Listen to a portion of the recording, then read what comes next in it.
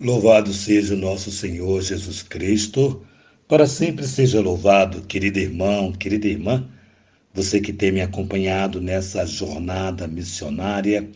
Te convido a dar um joinha, a acionar o sininho, a compartilhar, fazendo sempre isso, e o YouTube reconhece a legitimidade dessa bela missão.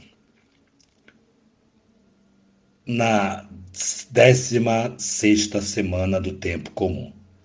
O Senhor esteja convosco, Ele está no meio de nós. Proclamação do Evangelho de Jesus Cristo, segundo São Mateus. Glória a vós, Senhor. Naquele tempo, os discípulos aproximaram-se e disseram a Jesus: Por que tu falas ao povo em parábolas? Jesus respondeu: Porque a vós foi dado o conhecimento dos mistérios do reino dos céus, mas a eles não é dado, pois a pessoa que tem será dado ainda mais e terá em abundância. Mas as pessoas que não têm, até o que têm lhe será tirado. É por isso que eu vos falo em parábolas, porque olhando eles não veem, e ouvindo eles não escutam, nem compreendem. Deste modo, se cumpre neles a profecia de Isaías. Havereis de ouvir sem nada entender. Havereis de olhar sem nada ver, porque o coração desse povo se tornou insensível.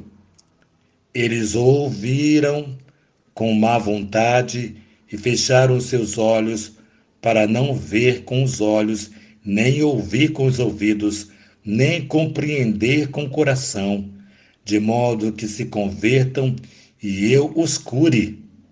Felizes sois vós, porque vossos olhos veem e vossos ouvidos ouvem. Em verdade vos digo, muitos profetas justos desejaram ver o que vós verdes e não viram, ouvir o que vós ouvis e não ouviram. Palavra da salvação. Glória a vós, Senhor.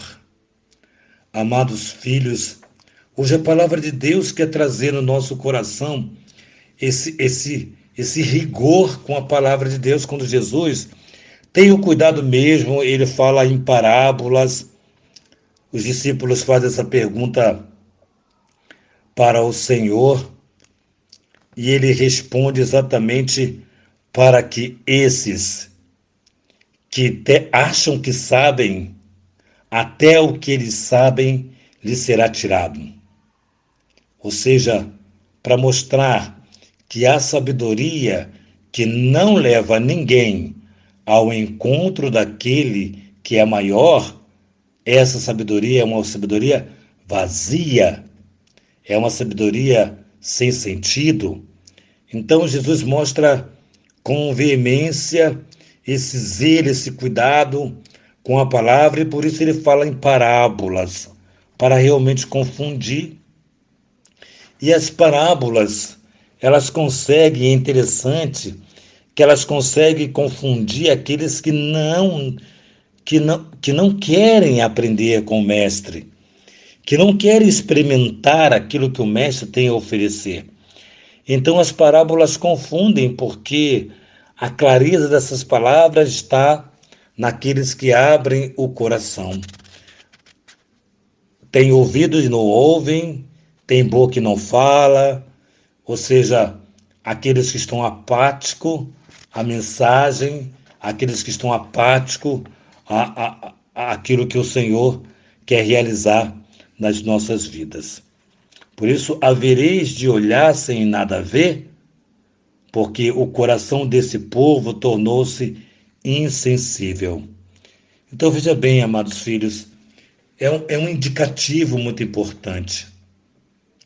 É um indicativo muito importante porque ele está mostrando que aqueles que criaram um coração duro, um coração insensível, não vai compreender a dimensão do perdão e da misericórdia, não vai alcançar aquilo que Jesus está nos falando. Por isso ele diz assim, olha, nem compreendem com o coração de modo que se convertam e eu os cure. Ou seja, eles sintam a necessidade de Deus, eles sintam que as vidas que estão levando são vidas que estão apáticas, ou seja, estão longe da realidade do céu e que eles desejam profundamente essa realidade e sejam curados, porque eu os cure. Ele diz que eles façam e de forma que eu os cure, né? Então hoje a palavra de Deus ela tem esse olhar de felicidade. Feliz sois vós, porque vossos olhos veem, vossos ouvidos ouvem. Em verdade vos digo, muitos profetas e justos desejaram ver o que vedes e não viram, desejaram ouvir o que ouvis e não ouviram. Interessante que está falando dos profetas que esperavam a chegada do Senhor e não conseguiram. Desejaram ardentemente. Nós, ele diz, e vós, para os discípulos, ouvem e veem o que eles, os profetas, desejaram ouvir e verem. Então, a nossa responsabilidade, o peso da nossa responsabilidade é maior. É muito maior porque, de fato, nós estamos vendo, ouvindo a evangelização acontecer.